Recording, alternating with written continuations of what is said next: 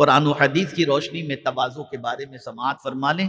Topic بڑا لمبا ہے، لیکن میں چاہوں گا کہ اسی ٹاپک پر تھوڑا سا آپ کو ڈپ میں سمجھا دوں تاکہ کچھ چینجز اپنے اندر آپ لانے کی کوشش کریں۔ پہلی چیز آپ یاد رکھیں، کبھی یہ نہ سوچیں کہ میرا نوکر پہلے مجھے سلام کرے۔ ہمیشہ کوشش کریں کہ نوکر کو پہلے آپ سلام کریں۔ یہ بہت ایزی فارمولا آپ کو بتاتا ہوں۔ کبھی کوئی امیر یہ نہ سوچے کہ غریب مجھے سلام کرے۔ ہر امیر یہ سوچے میں پہلے غریب کو سلام کروں۔ کوئی یہ نہ سوچے کہ یہ مسجد کا خادم ہے، اس کی کیا حیثیت، بے تے سے بات نہیں کرنا، رسپیکٹ سے بات کرو، اچھی طریقے سے بات کرو۔ اور سب سے اہم بات، کھانے کے لیے جب بیٹھو تو صرف مالداروں کے ساتھ ہی نہ بیٹھو، کچھ ایسے غریب کو بھی اپنے ساتھ لے کر کے بیٹھو جو آپ کے ساتھ بیٹھ کر کھانے میں اپنی عزت سمجھے اور آپ کے ساتھ کھا کر نکلے تو آپ کو دعائیں یوں دے کہ میں تو ان کے قریب بیٹھنے کے لائق نہیں تھا، لیکن اتنے بڑے ہو کر انہوں نے مجھے یہ عزت عطا فرمائی، تو مولا کو پیار آ جاتا ہے۔ تھوڑی سی بڑائی پر تو نے میرے غریب بندے کو عزت عطا فرمائی، میں سب سے بڑا ہوں، تو جب اس کو عزت عطا کرتا ہے تو میں بھی تجھے عزت عطا کر دیتا ہوں۔ یہ ہے پالیسی۔ یہاں تو سلام کرنے سے بھی آدمی رہ گیا، اور مسافر کا تو چھوڑ ہی دیجیے، بڑی عجیب سچویشن ہے۔ خیر، اب قرآن کی روشنی میں سمجھیں تواضع کسے کہتے ہیں۔ اللہ عز و جل نے حضور صلی اللہ علیہ وسلم سے فرمایا، آقا کریم صلی اللہ علیہ وسلم سید المتواضعین سے فرمایا،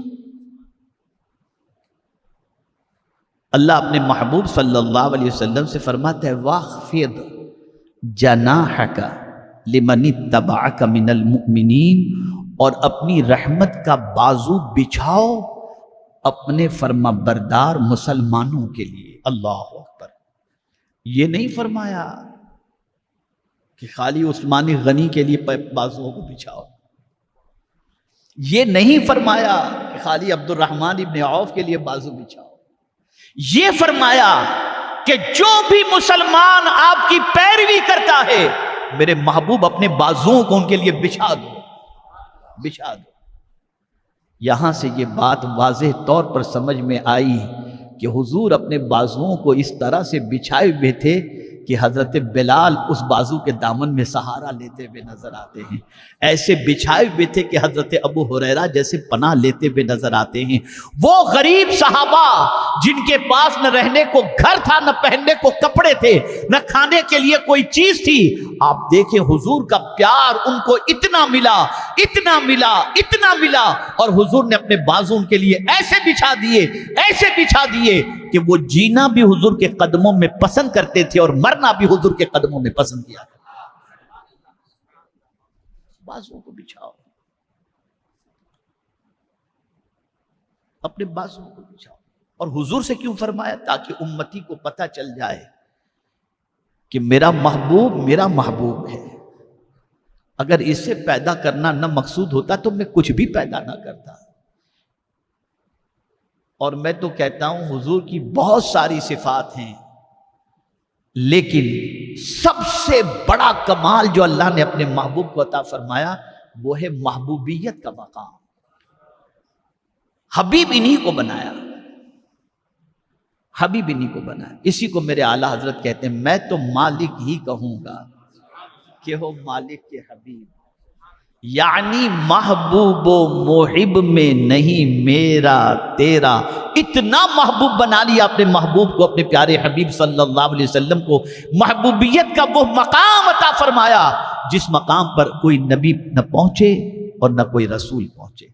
ان سے حضور نے فرمایا، پروردگار نے فرمایا میرے محبوب اپنے بازوؤں کو بچھا کے رکھو اپنی بات ماننے والے مسلمانوں کے لیے۔ میرے پیارے آقا صلی اللہ تعالی علیہ وسلم کے پیارے دیوانوں، علامہ قرطبی رحمۃ اللہ تعالی علیہ نے اس کی تفسیر کے اندر فرمایا ہے۔ کیا مطلب؟ مطلب یہ ہے کہ میرے محبوب ان سے نرمی سے پیش آؤ، اب حضور کیسی نرمی سے پیش آتے تھے آپ کو بتاؤں گا تو عقل دنگ رہ جائے گی، بتاؤں گا نا تو عقل دنگ رہ جائے گی۔ غلطیاں ہوتی ہیں، اپنے ملازمین سے بھی ہوتی ہے، ماننے والوں سے بھی ہوتی ہے، سب سے ہوتی ہے، اور کبھی کبھی غلطیاں بڑی شدید ہو جاتی ہیں جن غلطیوں کی وجہ سے بہت تکلیف ہوتی ہے، لیکن پھر بھی حضور سے رب نے فرما دیا تھا کہ نرمی برتو، اور حضور صلی اللہ علیہ وسلم سے اللہ نے فرما دیا تھا کہ اپنے مسلمان ماننے والوں کے لیے بازوؤں کو بچھاؤ۔ تو اب آپ دیکھیے، یہ ہے غزوہ احد۔ اب غزوہ احد کے موقع پر ایک پہاڑ پر 70 صحابہ کو سرکار صلی اللہ علیہ وسلم نے مورچہ سنبھالنے کے لیے کہہ دیا تھا، اور کہا تھا کہ جب تک میں نہ کہوں تم اترنا نہیں۔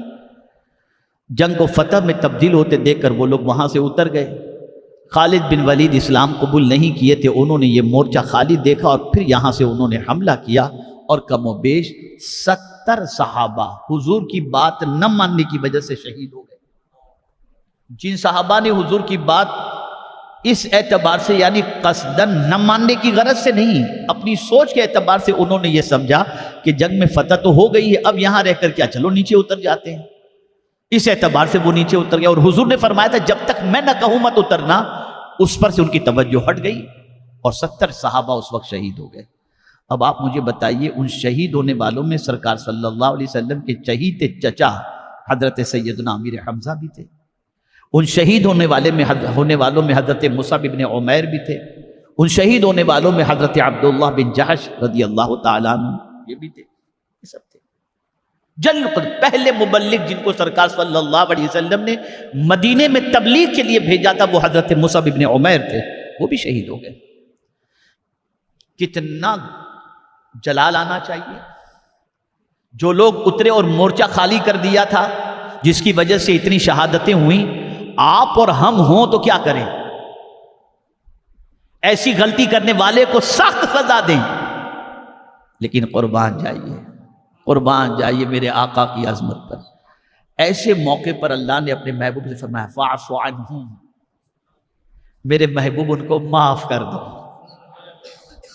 معاف کر دو۔ سرکار نے معاف کر دیا۔ اب دیکھیے سائیکولوجیکل پوائنٹ آف ویو سے بتا رہا ہوں، کبھی کبھی ایسا ہوتا ہے کہ انسان کو اگر آدمی زبان سے کہہ بھی دے کہ میں نے تجھے معاف کیا، تب بھی سامنے والے کو ایسا ہوتا ہے کہ پتہ نہیں معاف تو کر دیا لیکن ناراض تو نہیں ہوں گے، ابھی اندر ناراضگی تو موجود نہیں۔ تو اب قرآن کا اسٹیپ دیکھیے، اللہ نے حضور صلی اللہ علیہ وسلم سے فرمایا فاعف عنہم، میرے محبوب ان کو معاف کر دو۔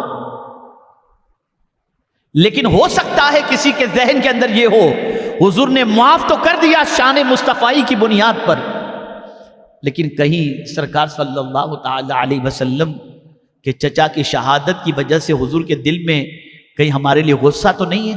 تو رب نے اس کو بھی دور کرنے کے لیے فرمایا میرے محبوب فاستغفر لہم، ان کے لیے مغفرت کی دعا بھی کر دو، یعنی معاف بھی کرو اور مغفرت کی دعا بھی کرو۔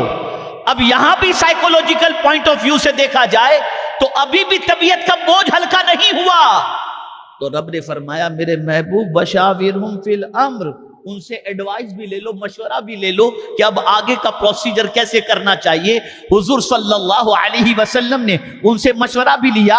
اب یہاں یہ بتایا جا رہا ہے اتنی بڑی غلطی کے بعد، اتنی بڑی کوتاہی کے باوجود بھی مصطفیٰ جان رحمت صلی اللہ علیہ وسلم اپنے صحابہ کے لیے کتنے نرم تھے اور کس طریقے سے حضور ان کے ساتھ پیش آتے تھے۔